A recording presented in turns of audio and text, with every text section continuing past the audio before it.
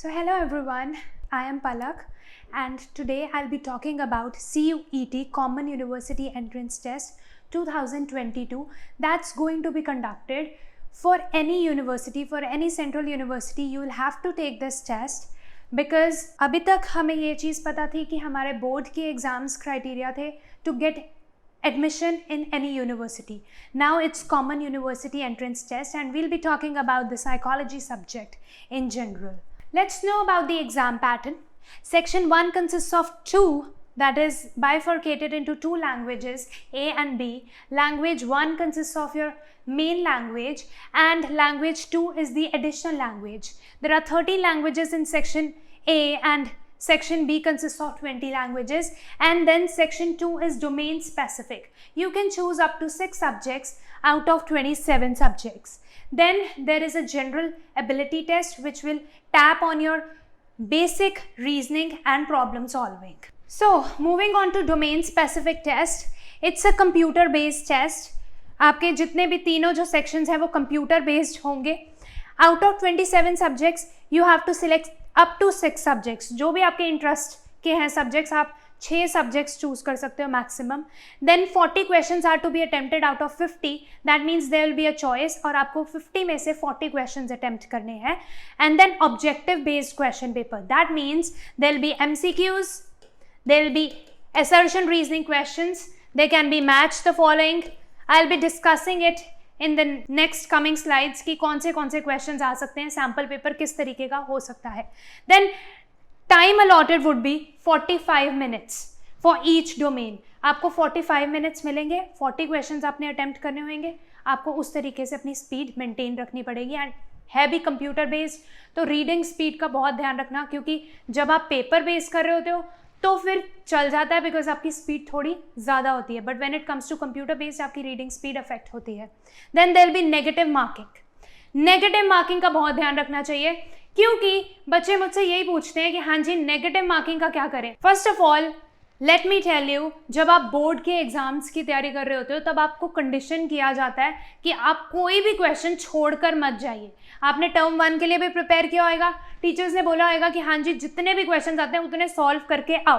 आप करोगे सॉल्व, जो आपको क्वेश्चन आते हैं you will be solving those.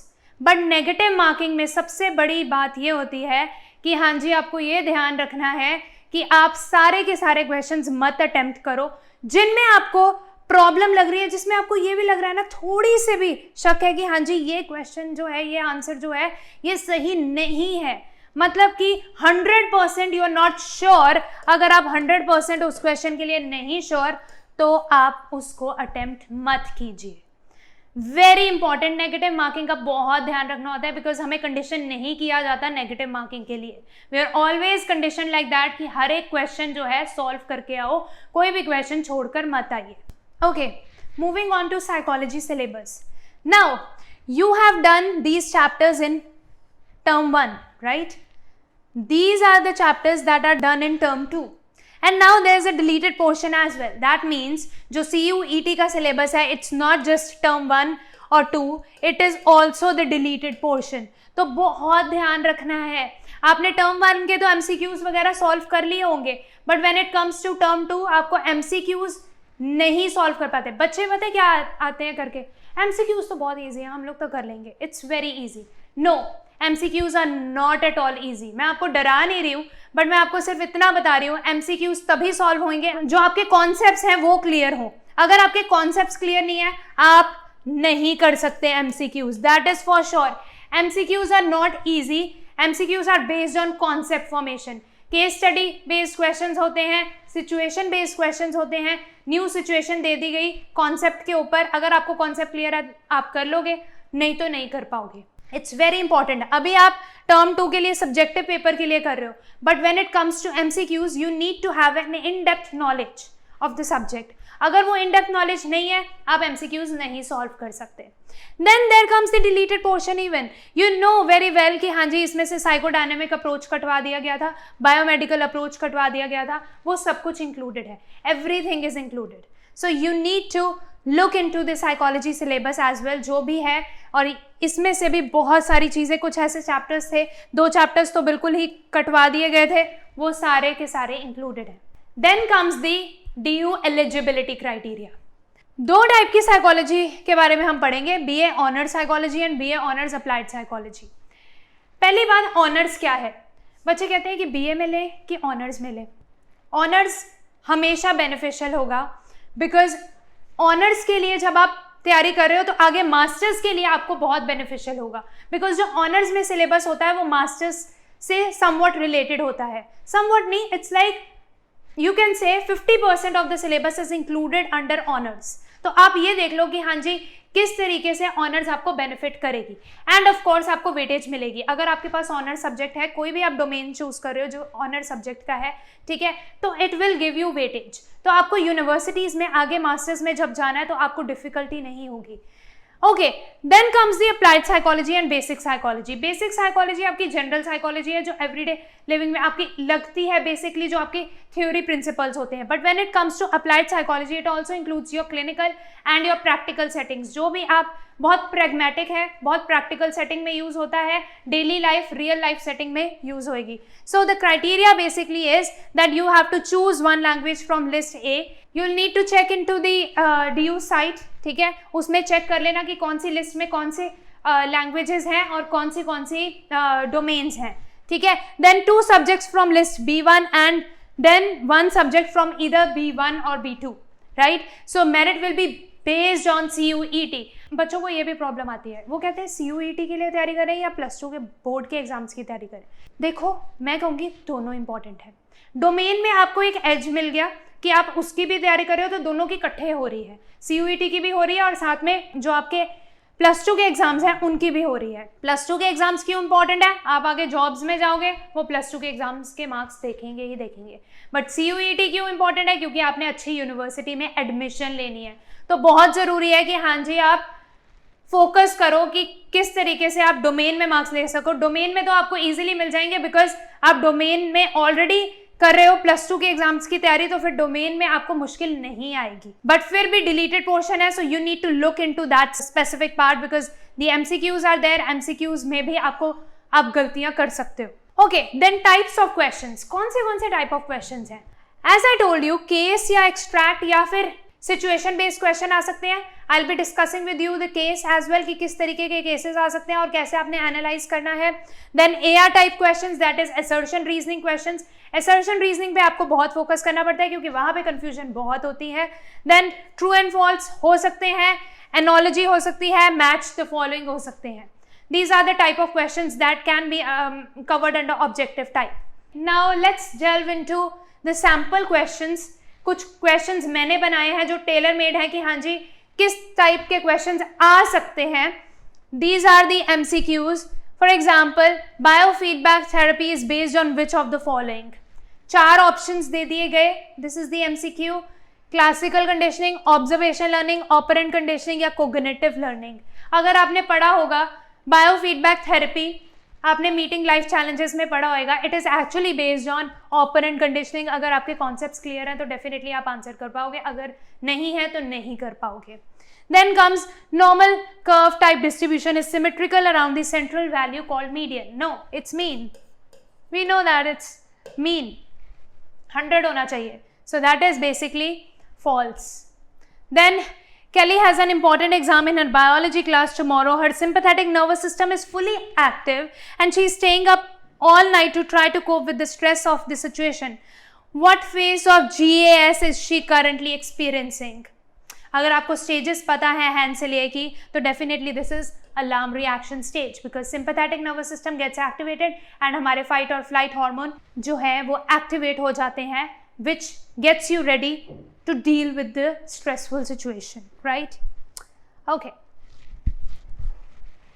Picture based questions, अगर आपको याद होगा टर्म 1 में आपने कुछ पिक्चर बेस्ड क्वेश्चंस किए होंगे और पिक्चर बेस्ड क्वेश्चन जरूरी नहीं है कि आपकी बुक में से ही आएंगे। There are certain questions which are linked to your book but वो बुक के अंदर से नहीं होते। For example this picture, for a fair selection everybody has to take the same exam, please climb that tree, which theory does the illustration refutes? This is multiple intelligence. So अगर आपको concept clear है तो definitely आप इस picture को समझ पाओगे, अगर आपको कॉन्सेप्ट नहीं क्लियर तो डेफिनेटली आप इस चीज को आंसर नहीं कर पाओगे। For a fair selection, everybody has to take the same exam. Please climb that tree. मतलब वो ये बोल रहा है कि हाँ फेयर सिलेक्शन के लिए सबने एक ही जैसा का टेस्ट लेना है, लेकिन हमें पता है हर एक के पास सेम इंटेलिजेंस नहीं होती. तो ये इलस्ट्रेशन किस चीज को, किस थ्योरी को रिफ्यूट कर रही है? That is multiple intelligence. Okay, now this is a simple case. ठीक है, Jim was at a local college and played on the football team. Later that year, he dropped out of these activities and gradually became more and more withdrawn from friends and family. So he is more and more withdrawn. ठीक है, neglecting to shave and shower, he began to look dirty and unhealthy, right? He spent most of his time alone in his room. That means he's actually withdrawn and isolated. And sometimes complained his parents that he heard voices. What a distinctive feature, okay? In the curtains and in the closet. In his sophomore year, he dropped out of school entirely. With increasing anxiety and agitation, he began to worry that the Nazis were plotting to kill his family and kidnap him. Nazis were plotting to kill his family and kidnap him. This is a distinctive feature. अब बच्चों को problem आती है case में, जब psychological disorders या therapeutic, दो type के केसेस बहुत इंपॉर्टेंट है और यहाँ पे बहुत प्रॉब्लम आती है बच्चों को, that is psychological disorder and therapy वाले में, कि इसको कैसे सॉल्व करें. There are certain distinctive features. जब भी आप केस देखोगे ना तो कुछ ना कुछ आपको फीचर मिलेगा, उसको आपने पॉइंट आउट करना होता है. For example, heard voices is the major feature. Then plotting to kill his family and kidnap him is another major feature. Heard voices is auditory hallucination. Then next is plotting to kill his family. That is delusion of persecution. That is very important. That you need to look into the specific symptoms. जो आपके specific symptoms होंगे उससे आप diagnosis कर सकते हो.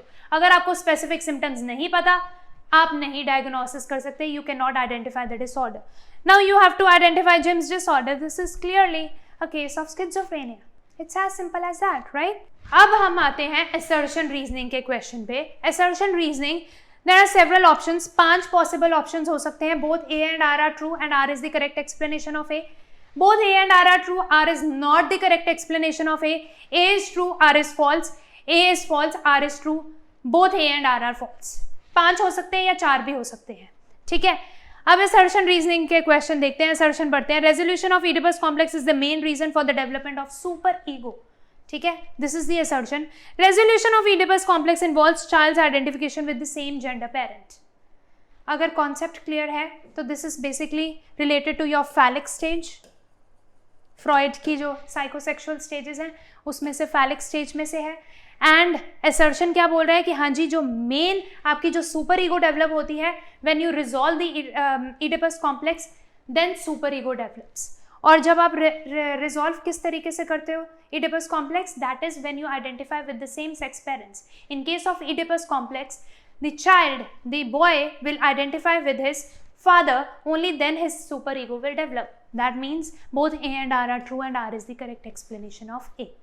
Okay, अब entrance test clear कैसे करना है, क्या क्या चीज़ें आपको ध्यान में रखनी पड़ेंगी एंट्रेंस टेस्ट क्लियर करने के लिए, and how can I help you. अगर आपने DU या सेंट्रल यूनिवर्सिटी में एडमिशन लेनी है, इट्स वेरी इंपॉर्टेंट कि आप फोकस करो कि हाँ जी किस तरीके से गाइडेंस ली जाए, because you will be given coaching bye an expert, that is me, right. Online and offline modes of teaching would be provided. That means कि अगर आप बाय चांस, बिकॉज बोर्ड के एग्जाम्स चल रहे हैं, बच्चे कभी कभी ऑफलाइन या इन पर्सन क्लासेस नहीं लगा सकते, तो ऑनलाइन भी मोड अवेलेबल है. Then regular weekly test would be given. Very important, मैं हमेशा स्ट्रेस करती हूँ कि जितनी आप प्रैक्टिस करो ना उतनी आप में परफेक्शन आती है. अगर आप प्रैक्टिस नहीं करोगे, आप वीकली टेस्ट नहीं दोगे, आपको नहीं पता चलेगा कि कितने आपके कॉन्सेप्ट्स क्लियर हैं. बिकॉज कुछ सिचुएशन बेस्ड होते हैं, हम रट्टा तो लगा लेते हैं, हमने यहाँ पे रट्टा नहीं लगाना. It's not rote memorisation. You need to look into many aspects when you are solving the MCQs, right? You need to think about different directions. You need to think into different perspectives when it comes to MCQs. So regular weekly tests will help you. In solving these MCQs किस तरीके से आपने solve करना है, कैसा pattern होएगा, किस तरीके से AR रीजनिंग सॉल्व करनी है, बहुत हेल्प करेगा. Then assignments on every chapter, that is 1000+ MCQs would be given to you, which will include your MCQs, which will include your assertion reasoning, case based, situation specific, any kind of questions you will say, वो सारे के सारे picture based questions all would be included under those assignments. Then it will not only help you in clearing your CUET, आगे भी आपके entrances होंगे, CLAT का exam दे रहे हैं कई, उसमें बहुत बेनिफिट करेगा. तो बहुत इंपॉर्टेंट है कि हाँ जी आप किस तरीके से उस चीज़ को समझ रहे हो, कॉन्सेप्ट को किस तरीके से समझ रहे हो, that is very important. Then study notes would be provided, refreshers आपको प्रोवाइड किए जाएंगे, +1 +2 की क्लासेस ली जाएंगी, and how to solve the exam paper, that is very important. तो आपको स्टडी नोट्स भी प्रोवाइड किए जाएंगे सो दैट जल्द से जल्द जब आपने कॉन्सेप्ट्स को समझना है तो आप समझ सकते हैं. Then individual sessions would be provided, किसी को प्रॉब्लम आ रही है, किसी को डाउट्स क्लियर करने हैं, तो उसके लिए भी एक आपको सेशन प्रोवाइड किया जाएगा. Then tips to crack any entrance, कोई भी आप एंट्रेंस क्लियर कर रहे हो, बहुत इंपॉर्टेंट है, क्योंकि जब आप प्रैक्टिस करते हो तभी आपको पता चलता है कि हाँ जी आप कितने पानी में हो. तो जब आप प्रैक्टिस करोगे, वीकली टेस्ट दोगे, असाइनमेंट्स दोगे, definitely it will benefit you. अगर आप असाइनमेंट्स नहीं दोगे तो आपको नहीं पता चलेगा कि किस तरीके से सॉल्व करना है और कोई एंट्रेंस कैसे क्लियर करना होता है, क्योंकि सिर्फ एक बुक पढ़कर if you think you can clear an entrance, you cannot. Okay, that's all. Thank you.